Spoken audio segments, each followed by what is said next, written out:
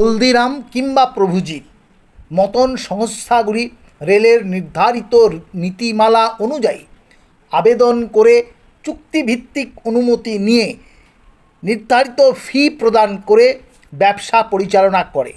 তারা GST, income tax, corporation tax সহ বিভিন্ন কর প্রদান করে। এই বৈধ ব্যবসার সঙ্গে অবৈধ জবরদখলকারীর তুলনা কতটা যুক্ত তা সাধারণ মানুষই বিচার করবেন। আপনারা মানে কমিউনিস্ট যাদের পক্ষ নিয়ে কথা বলছেন তাদের বড় অংশই দীর্ঘদিন ধরে রেলের জমি বা সরকারি জমি দখল করে ব্যবসা করছেন। তারা রেলকে কোনো ভাড়া দেন না, সরকারকে কোনো কর দেন না, অথচ বছরের পর বছর বংশ পরম্পরায় ব্যবসা চালিয়ে যাচ্ছেন। প্রশ্ন হলো, আপনারা কি সেই অবৈধ দখলদারদের পক্ষেই দাঁড়িয়েছেন? যাদবপুর রেলওয়ে সাইডিং এলাকায় বহু বড় মাল সরবরাহকারী ব্যবসায়ী বছরের পর বছর ধরে রেলের জমির ওপর স্থায়ী নির্মাণ করে অফিস, গুদাম, ব্যবসায়িক অবকাঠামো গড়ে তুলেছেন। সেখানে বিপুল অঙ্কের ব্যবসা হয়, অথচ রেল তার ন্যায্য প্রাপ্য পায় না।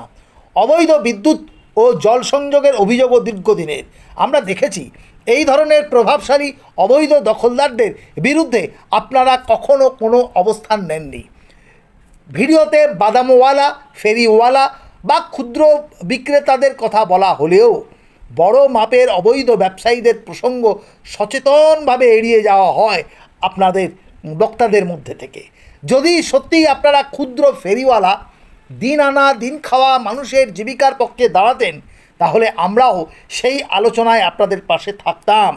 কিন্তু বাস্তবে আপনাদের অবস্থান প্রায়শই মধ্যস্বত্বভোগী ও ছোট বড় অবৈধ ব্যবসায়িক স্বার্থ রক্ষার দিকে বেশি ঝুঁকে থাকতে দেখা যায়। তপসিয়া, অবৈধ নির্মাণ হোক, বেআইনি কারখানা হোক কিংবা সরকারি জমি দখল করে গড়ে ওঠা ব্যবসা, বহু ক্ষেত্রেই আপনাদের অবস্থান প্রশ্নের মুখে পড়েছে। শ্রমজীবী মানুষের নামে রাজনীতি করা আর প্রকৃতপক্ষে শোষিত মানুষের স্বার্থ রক্ষা করা এক বিষয় নয়। রেল ভারত সরকার একটি গুরুত্বপূর্ণ সম্পদ। রেলের জমি জনগণের সম্পদ। সেই জমি অবৈধভাবে দখল করা এবং সেই দখলদারির পক্ষে রাজনৈতিক সাফাই গাওয়া কোনো গণতান্ত্রিক বা প্রগতিশীল অবস্থান হতে পারে না। আমরা বারবার বলেছি, বৈধ বাসিন্দা, বৈধ দোকানদার, দলিত, আদিবাসী, ওবিসি, সংখ্যালঘু কিংবা অন্য যে কোনো প্রান্তিক জনগোষ্ঠীকে উচ্ছেদ করা হলে আগে ন্যায্য পুনর্বাসন দিতে হবে। কিন্তু অবৈধ জবরদখলকারীদের সঙ্গে পুনর্বাসনের প্রশ্নকে এক করে দেখানো আমাদের আন্দোলনের অভিজ্ঞতাই বলে। ভারতের সংবিধান এবং আইন সাধারণত মানুষের অধিকার রক্ষার বহু পথ খুলে রেখেছেন ডক্টর বি.আর. আম্বেদকর। এমন একটি সাংবিধানিক কাঠামো নির্মাণ করেছিলেন যার মাধ্যমে ভূমিহীন ও প্রান্তিক মানুষও আইনগত লড়াইয়ের মাধ্যমে অধিকার প্রতিষ্ঠা করতে পারে। 80-র দশকের শেষ ভাগে এবং 90-র দশকের শুরুতে আমরা দেখেছি কিভাবে বিভিন্ন প্রভাবশালী ব্যবসায়ী গরিব মানুষকে বিভ্রান্ত করে বা আর্থিক চাপে ফেলে জমি হাতিয়ে নিত।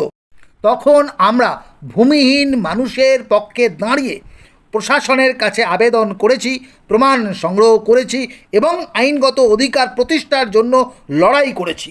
পশ্চিম বর্ধমানের বারাবণী অঞ্চলে আজও তার বাস্তব উদাহরণ দেখা যায়। আন্দোলন শুধু স্লোগান, প্রচার বা সামাজিক মাধ্যমের ছবি পোস্ট করার বিষয় নয়। আন্দোলনের মানে দীর্ঘ গবেষণা, বাস্তব অভিজ্ঞতা, সাংগঠনিক শক্তি, আইনি জ্ঞান এবং মানুষের পাশে ধারাবাহিকভাবে দাঁড়ানোর সক্ষমতা।